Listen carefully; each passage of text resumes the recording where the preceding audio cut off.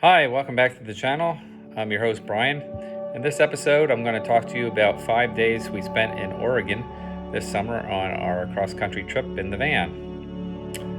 From the beautiful Samuel Boardman scenic area on the Oregon coast to amazing Crater Lake to the hiking around the Bend area and in Mount Hood National Forest, and then back to the Oregon coast again, heading north to Astoria.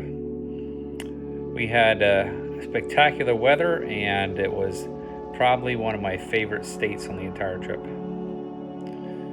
On our first day in Oregon, we headed up the Oregon coast from Crescent City, California, stopping at Pebble Beach and then Harris Beach State Park, which was a little more photogenic of the two, and then at Indian Beach, and again in the Samuel Boardman Scenic Corridor, where we had a number of overlooks, including the natural bridges and Arch Rock. And then we boondocked just north of Arch Rock on a beautiful bluff overlooking the Pacific Ocean. Had the place all to ourselves for a while until after 10 o'clock when another camper pulled in. And we went back down to Arch Rock in the evening for sunset, and it was absolutely spectacular, as you can tell from the photos.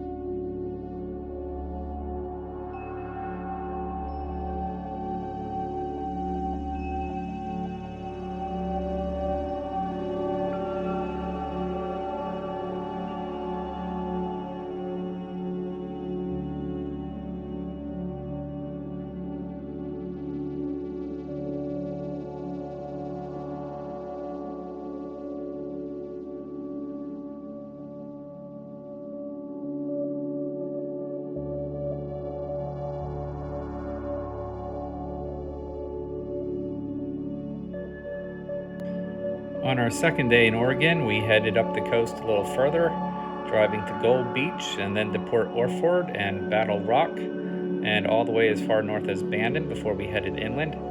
Then we drove through the Umpqua National Forest, where there was an active forest fire going on. We passed by one of the firefighter camps, and then we headed to Toketee Falls. Toketee means beautiful. It's a 120-foot drop. And then we went to Diamond Lake and ended our day in Crater Lake National Park, driving around the 34-mile loop road around the perimeter of this caldera from the explosion of Mount Multnomah many thousands of years ago. Crater Lake gets over 500 inches of rain in the year, and the lake is so blue because it's only fed by rain and snowmelt. The deepest part of the lake is 1,900 feet.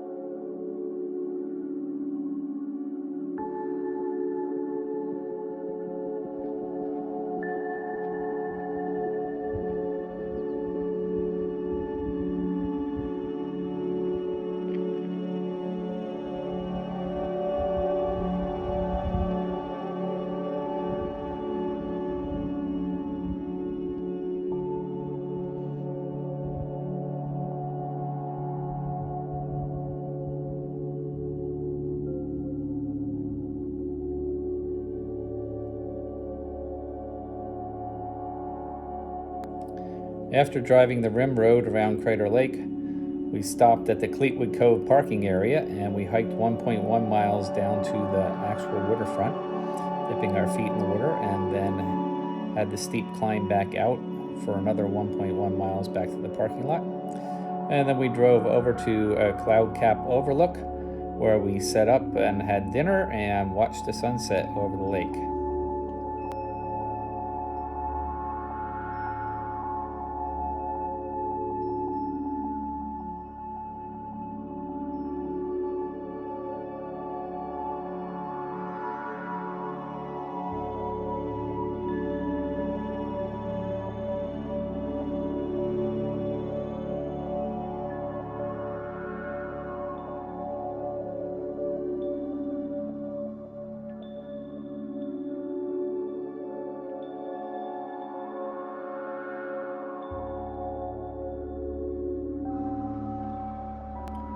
On our third day in Oregon, we woke up at 5:20 and get up for the sunrise from Watchman Overlook at Crater Lake National Park. Got a beautiful picture of the sun rising over Wizard Island in the foreground.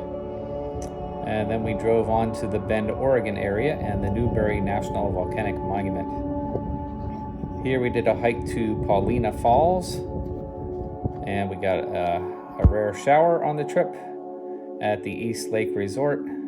Then we hiked to the Big Obsidian Flow and headed on further to Tumalo Falls State Park, where we did 2.5 miles on a dirt washboard lane and had to find parking along the very busy road's edge. 2.3 mile hike led to two waterfalls, Tumalo Falls, which is 90 feet tall, and then Double Falls, a double cascade. It was quite a hot day, 96 degrees today. Stopped at Chipotle for lunch and then headed on to Smith Rock State Park. Smith Rock is absolutely amazing.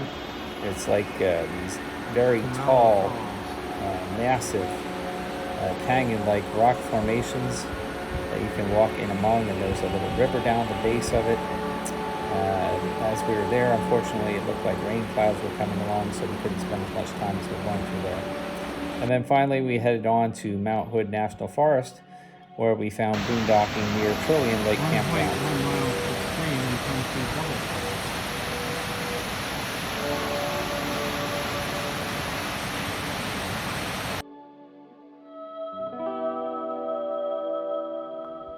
Smith Rock State Park, Redmond, Oregon.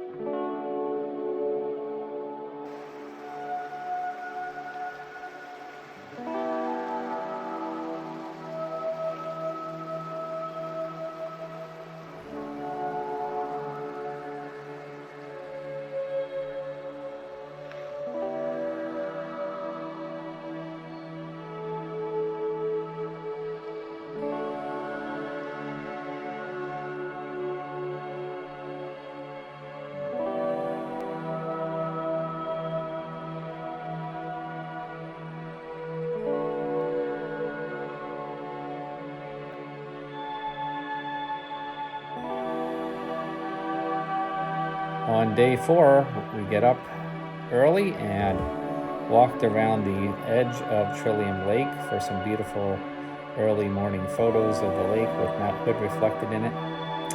And then we got in the car and headed to the trail lake for Mirror Lake. Here we did a 4.3 mile round trip hike to Mirror Lake, 692 foot elevation gain. It was a bit buggy and a bit hot, and the reflections were not nearly as good as they were at Trillium Lake. After that, we drove on Route 35 to a place called Lavender Valley Farms, where you can pay to park in there and walk among the massive purple and fragrant lavender fields with Mount Hood as your backdrop. There were bees everywhere in the aisles, but of course they didn't bother you as long as you just took your time walking in between the lavender bushes. After that, we headed north and then went on 84 west to Multnomah Falls, probably Oregon's most famous waterfall. And you had to find parking there. It was quite difficult to find parking there. We had to do a U-turn and there's only very limited space, but then you can walk very short distance to the overlook from Multnomah Falls, and you can go up to the bridge that's halfway across. We opted not to go all the way to the top of the upper falls because we didn't think the views would be that great. And then we sat there and enjoyed a nice ice cream and did some people watching. After that, we drove along the Columbia River Gorge to Horsetail Falls and then to the Bonneville Dam, where we toured the fish hatchery and saw some huge sturgeon and trout. And then finally, we drove west to Portland, Oregon, where we mooch docked, I should say, in the road next to our friends Jeff and Scott's house.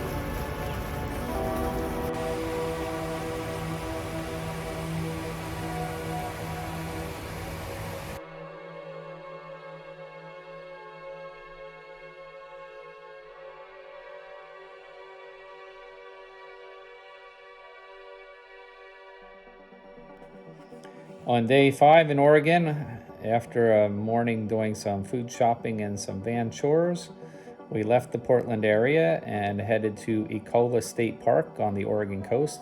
Happy to get away from the heat in interior Oregon and to be back in the cool and breezy coastal region. Ecola State Park is a rainforest type environment and has beautiful views of Indian Beach, a very crowded beach where there are lots of people learning how to surf. And then we drove south to Neahkani Mountain Overlook for some amazing views of the coast, and Haystack Rock near Cannon Beach where we had lunch. And we also drove to Hug Point State Park and looked at the beautiful coves there along the water. There was a little waterfall there along one of the coves. And then finally we walked around in Cannon Beach and drove up the Pacific Coast Highway toward Astoria, stopping at the Lewis and Clark National Historic Site in Fort Clatsop, and then finally going to the Astoria Column. You can climb up the Astoria Column, which has a beautiful mosaic of Lewis and Clark timeline on its exterior, 164 spiral steps to the top, and you can buy yourself a balsam wood hang glider there and throw it from the top of the column and watch it just spin around and around and around as it lands down below on the road or in the forest trees. Then finally we crossed over the bridge into Washington State.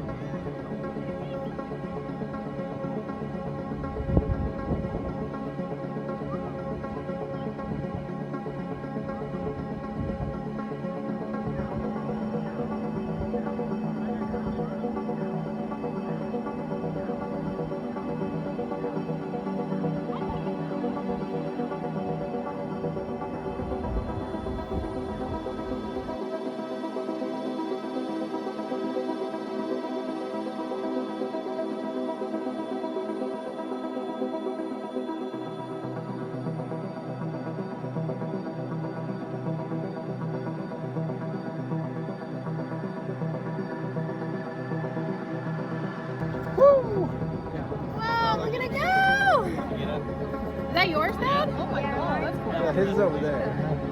That makes sense because that's where That one's way over there. I wonder how many in the trees.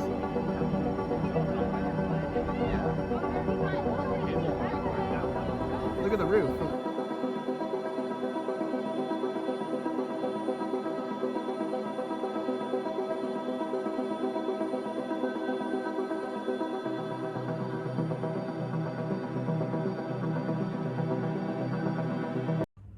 I hope you enjoyed this video. If you did, please click like and don't forget to click the subscribe button. Thank you, and we'll see you on the next one.